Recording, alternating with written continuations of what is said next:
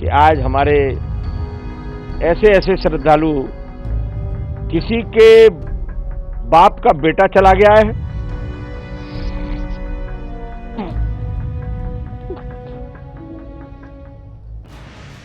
किसी का पुत्र चला गया है। बहुत दुखद समाचार है, बहुत व्यथित हैं और प्रशासन पूरी तरह फेल हो गया है। निकम्मा प्रशासन, सिर्फ तुष्टीकरण की नीति में ये प्रशासन लगा रहा कि कोई भी वीआईपी आए सिर्फ उसकी सेवा में लगा रहा। मैंने देखा कि जो भी वीआईपी यहाँ आया सिर्फ प्रशासन उसकी जी हजूरी में लगा रहा। इसके अलावा इस प्रशासन को इस कुंभ से कोई मतलब नहीं था, किसी भी व्यवस्था से कोई मतलब नहीं था। अगर ये सेना के हवाले कुंभ हो जाता तो मुझे नहीं लगता कि इतना बड़ा हादसा होता।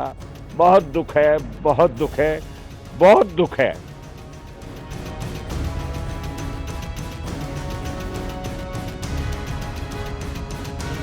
मौनी अमावस्या पर महाकुंभ में जन सैलाब उमड़ने की बात कही जा रही थी। श्रद्धालुओं की संख्या का विश्व रिकॉर्ड बनने की बात हो रही थी। दिन खत्म होते होते ये आंकड़ा अभी जाएगा कि मौनी अमावस्या के दिन कितने श्रद्धालुओं ने स्नान किया। ये आंकड़ा 10 करोड़ या उससे अधिक भी हो सकता है। लेकिन इस मंगल बेला में देर रात एक अमंगलकारी खबर आई, जिसने न सिर्फ श्रद्धालुओं बल्कि साधु संतों को भी विचलित कर दिया। बैरिकेडिंग लांघने के चक्कर में देर रात 2 बजे भगदड़ होती है, जिसमें 10 से अधिक लोगों के मरने की खबर आ रही है। हालांकि प्रशासन ने भगदड़ के बाद स्थिति पर काबू पा लिया, वरना ये हादसा और बड़ा और प्राणघातक साबित हो सकता था। सभी अखाड़ों ने भगदड़ के बाद श्रद्धालुओं का हित देखते हुए अमृत स्नान रद्द करने की बात कह दी थी। हालांकि मुख्यमंत्री योगी आदित्यनाथ ने खुद सभी अखाड़ों से बात की और कहा कि वो स्नान रद्द न करें। ऐसे में सभी अखाड़ों ने सुबह की जगह दोपहर में अमृत स्नान किया। हालांकि इस हादसे पर मेला प्रशासन साधु संतों के निशाने पर है। निरंजनी अखाड़े के महामंडलेश्वर स्वामी प्रेमानंद पुरी तो इस हादसे का जिक्र करते हुए भावुक हो गए और रो पड़े। उन्होंने मेला प्रशासन को भी आड़े हाथों लिया। बड़े दुख का समाचार है, बहुत ही अत्यंत क्षोभ हुआ है आज कि आज कुंभ को प्रशासनिक व्यवस्थाओं के द्वारा कलंकित होना पड़ा है। पिछले स्नान के बाद भी हम सब अखाड़े वालों ने पूरे प्रशासन को सचेत किया था और प्रशासन जब ये आंकड़ा देख रहा है कि 50 करोड़ आने वाले हैं, 40 करोड़ आने वाले हैं, जब प्रशासन का ये अनुमान था तो उसको सेना के हवाले कुंभ को क्यों नहीं किया गया, यहाँ प्रश्न विचारणीय है। मैं उत्तर प्रदेश के चीफ सेक्रेटरी और उत्तर प्रदेश के जो डीजीपी लाइन ऑर्डर हैं, जो डीजीपी हैं, मैं इन लोगों को व्यक्तिगत हमेशा कहता रहा कि आप सेना को बुलवाइए और सेना को ये कुंभ हवाले कीजिए, क्योंकि इतनी जनता आने के बाद ये पुलिस प्रशासन के बस का काम नहीं है। और उसका परिणाम है कि आज हमारे ऐसे ऐसे श्रद्धालु, किसी के बाप का बेटा चला गया है,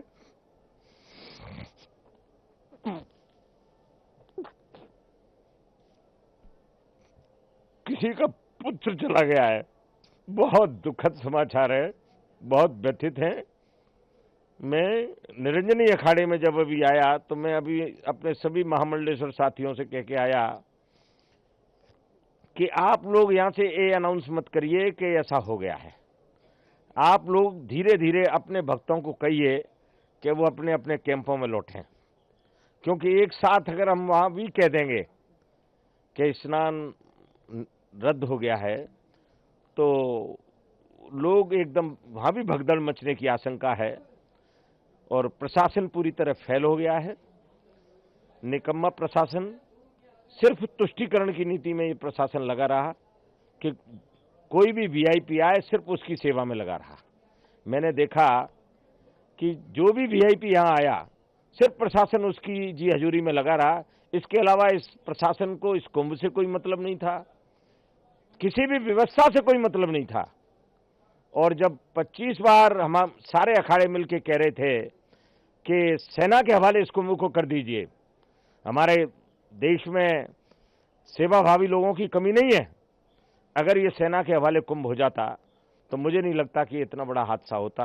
बहुत दुख है, बहुत दुख है, बहुत दुख है। अखाड़ों ने क्या निर्णय लिया? देखिए, अखाड़े तो जो प्रशासन व्यवस्था कहती है उसके अनुकूल चलते हैं। हम सब लोग संवैधानिक व्यवस्था में विश्वास करते हैं और संवैधानिक व्यवस्था के तहत इस मेले की जवाबदारी जो है प्रशासन की है, जो भली भांति इसको संपन्न कराए। और मैं महामंडलेश्वर स्वामी प्रेमानंदपुरी निरंजनी अखाड़ा पूरे देशवासियों को ये कहना चाहता हूं कि आप ये मत समझिए कि आगे जो स्नान है वो ठीक से नहीं होंगे। स्नान सब ठीक से होंगे और माननीय प्रधानमंत्री जी का संदेश आ गया है कि सेना के हवाले कुंभ को किया जा रहा है। वही भगदड़ के वक्त क्या हुआ था और प्रशासन की क्या भूमिका थी, सुनिए खुद प्रत्यक्षदर्शियों की जुबानी। वहाँ पे बहुत ज्यादा संख्या में श्रद्धालु आ गए थे। वहाँ भीड़ इतनी ज्यादा हो गई थी कि मतलब इधर से आदमी उधर से आदमी, ये नहीं पता लग पा रहा था कि किधर जाए आदमी। वो अपना आपा खो रहे थे कि पता नहीं लग पा रहा था हमें किस मंजिल पे जाना है। जब स्नान कर रहे थे तो उनका दिमाग नहीं काम कर रहा था किस जगह जाए, किस पोल पे हमको जाना है। कोई इधर दौड़ रहा था, कोई उधर दौड़ रहा था। उसी भागा दौड़ी में कहीं से कोई इधर उधर से आया, उसके बाद तर ऊपर लोग पड़े, उसके बाद सब एम्बुलेंस वहाँ पे पहुंचे। उसके बाद कितने लोग के क्या लगता है कि कुछ लोग जख्मी भी हुए हैं या कुछ लोग लमसम में 10 से कम नहीं हुए हैं, लमसम 10 लोग हुए हैं। एम्बुलेंस की लाइन लगी हुई थी वहाँ पे। अच्छा, एम्बुलेंस की लाइन लगी हुई थी। फर्स्ट नहाने के चक्कर में आगे श्रद्धालु सो रहे थे। भीड़ इतनी बेकाबू थी कि उनके ऊपर चढ़ गई, भीड़ चढ़ गई तो उसकी वजह से पुलिस कर्मियों ने डाइवर्ट भी किया, मगर डाइवर्ट करने से मतलब क्या, वो तो भीड़ इतनी तेजी थी कि चढ़ गई उनके ऊपर। बहुत अच्छी व्यवस्था एम्बुलेंस की है, इतनी अच्छी व्यवस्था कहीं मिलेगी ही नहीं जितनी अच्छी व्यवस्था एम्बुलेंस की। मुश्किल से 30 सेकंड के अंदर एम्बुलेंस पहुंची है, 30 सेकंड के अंदर एम्बुलेंस वहां पे पहुंची है, 15-20, ये जान लीजिए। साथ में आईसीयू एम्बुलेंस थी। अच्छा, आईसीयू एम्बुलेंस। तुरंत बैरिकेड हटाया गया, पूरा रास्ता खाली, तुरंत एम्बुलेंस। जाते जाते आपको उत्तर प्रदेश के मुख्यमंत्री योगी आदित्यनाथ के बयान का वो हिस्सा सुनवाते हैं जो कुंभ में मौजूद और कुंभ जाने का प्लान कर रहे तमाम लोगों को जरूर सुनना चाहिए।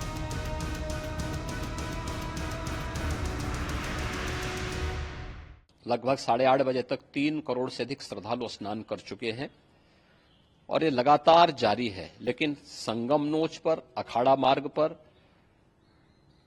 नागवासुकी मार्ग पर लगातार दबाव बना हुआ है और वहां पर श्रद्धालु जनों की सुविधा के लिए भी हर प्रकार की वहां पर प्रशासन पूरी मुस्तैदी के साथ लगा हुआ है।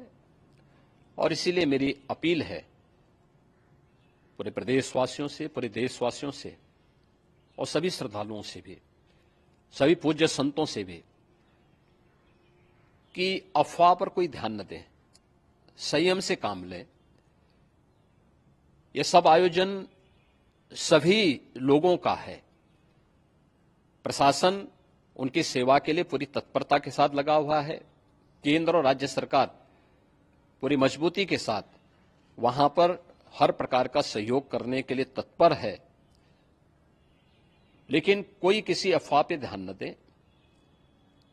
कोई भी व्यक्ति नकारात्मक अफवाह फैलाने का प्रयास करेगा, उस प्रकार से नुकसान हो सकता है। और जहां पर हैं आप, लगभग 15 से 20 किलोमीटर के दायरे में अस्थायी घाट बनाए गए हैं, उसमें कहीं भी वे स्नान कर सकते हैं। आवश्यक नहीं कि संगम नोच की तरफ ही आए, क्योंकि भीड़ देखते हुए, खासतौर पर जो बुजुर्ग हैं, बच्चे हैं, श्वास के रोगी हैं, उनको लंबी दूरी तय नहीं करनी चाहिए और जहां पर हैं वहीं पर आराम से पहले स्थिर होकर के कार्य करें, वहां पर रह करके। और जो नजदीक के घाट हैं, उसी नजदीक के घाट में स्नान करेंगे। सब गंगा जी के ही घाट हैं और गंगा जी के इस घाट में वही पुण्य प्राप्त होगा। ये मौनी अमावस्या है, मौनी अमावस्या में स्नान का महत्व है। संगम में स्नान का दबाव बहुत ज्यादा है, इसलिए सभी लोग अगर वहां पे इसमें अपना सहयोग करेंगे तो सकुशल हम सभी श्रद्धालु जनों को वहां पर स्नान करने में सफल होंगे।